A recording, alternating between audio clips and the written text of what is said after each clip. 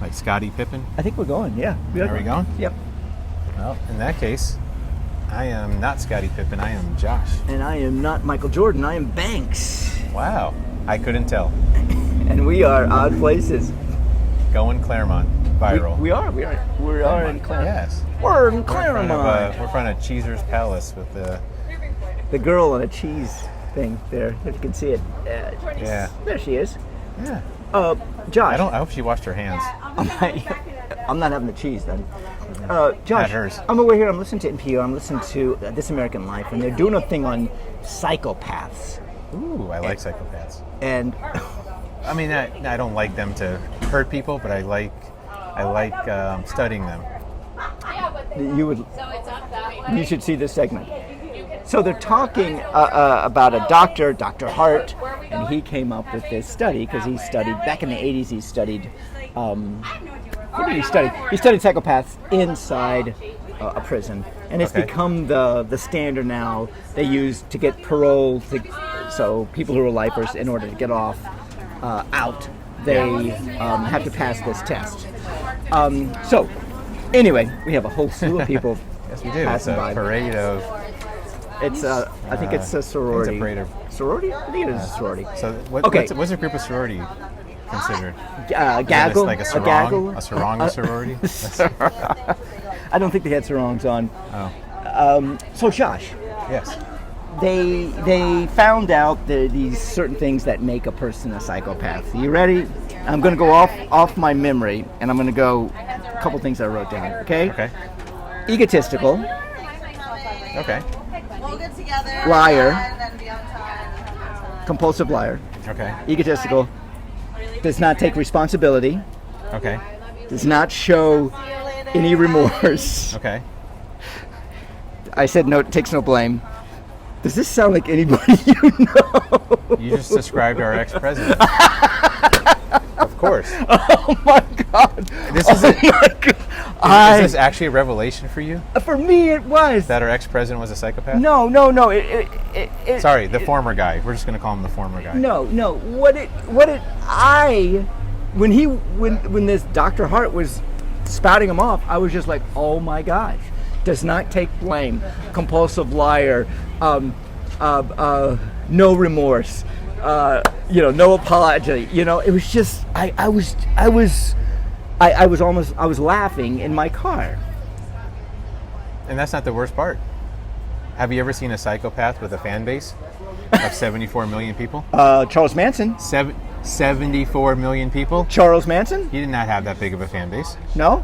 He had some following. He had a cult following for sure. He did not have 74 million people. He was not the president, though. Well, that's not my.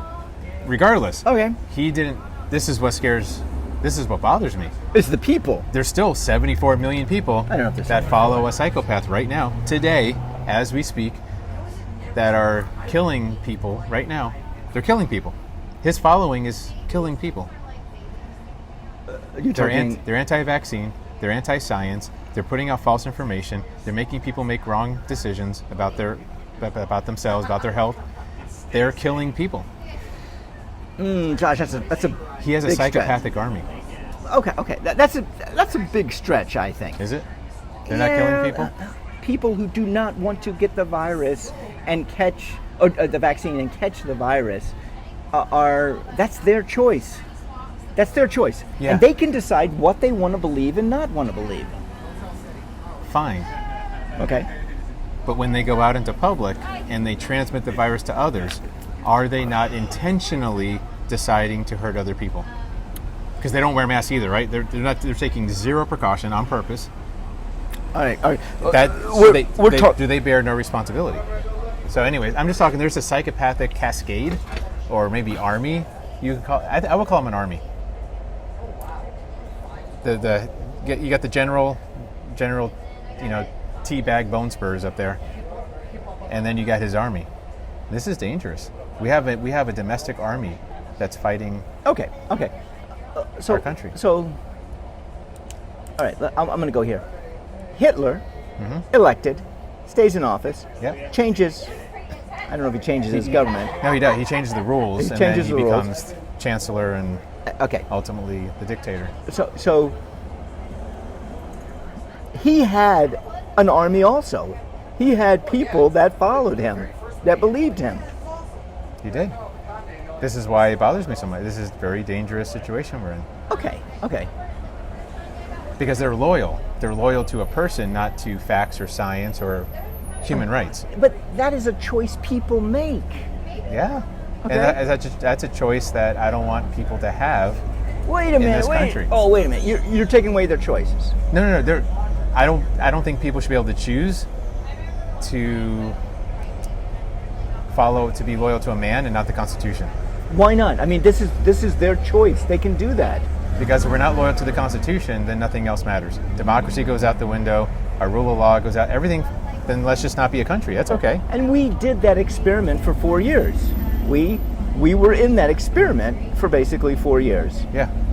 But there were still people loyal to the Constitution that kept us from imploding. And that is called democracy. This is how the courts and different entities, the Justice Department basically stood up and said, hey, we have to keep this cohesive. We have to keep our government going. And optimistically, and there's a happy ending here so far. It's not over. Our democracy is an experiment, and it keeps on growing and morphing and moving. Yes. However, it is still together. We still have the three branches of the government. Okay. We have the institutions got through this So far. yeah. But However, we had the same issue of 1863, 100 years before I was born, with the Civil War. We had the same kind of issues where it was morphing, and we got through another 100 years and another. let me ask you a question, though. Okay. If you had the opportunity, if we as the American people had the opportunity pre-Civil War to recognize the signs and to possibly reduce the insurrectionists' power, to say, no, you cannot go, there's one thing we have to stand for, is the Constitution. Once we violate human rights and Constitution, we're done. What if we didn't have to go through that bloody war? What if we could have seen the signs and we could have stamped it out sooner? Josh. Should we not have taken that? Should we have gone through and killed 600,000 Americans in the process? Yeah. Just to prove that, the same point, that we follow the Constitution. We follow the rule of law. I get your point. You're saying if I go back in time, if I could stop it? I mean, basically, could I go back in time and make sure Hitler was an orphan or whatever? Find a way that he wouldn't come to power. No, I'm saying, what if we just learn from history? We know the signs of a psychopath. We know how they think. We know how they operate. Why do we wait for bad things to happen? Why do we wait for January 6th insurrection to happen before we do anything? We're still not doing anything, by the way.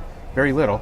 We got a few people trying to do some investigations, but overall, Congress has said, nah, we're not going to look into this. Okay. So your point is, we waited for January 6th to happen. We didn't wait. It wasn't like, okay, when's this going to happen? When's the insurrection going to happen? Because when it happens, then we can say, I told you so. And I don't agree with that. This is the development of our country. This is the evolution of our country. We get pulled here and we get pulled to the right. We get pulled to the left. We get morphed into a civil war. We get morphed into an insurrection. We get morphed into having an authoritarian as a president. We get morphed into having a socialist as a president. And this is a very reactionary position you're taking, though. And that's dangerous sometimes. What do you mean reactionary? Very reactionary. You're saying we're just morphing and doing this, and what happens, we'll react to it, then we'll figure it out. You seem to be arguing against looking at the signs and doing something about it sooner. Let's see. I mean, the signs of the insurrection were there. They were there along. The intelligence agencies had signs of it. They heard the chatter about it. They made T-shirts. There's pictures of people with T-shirts with the date on it.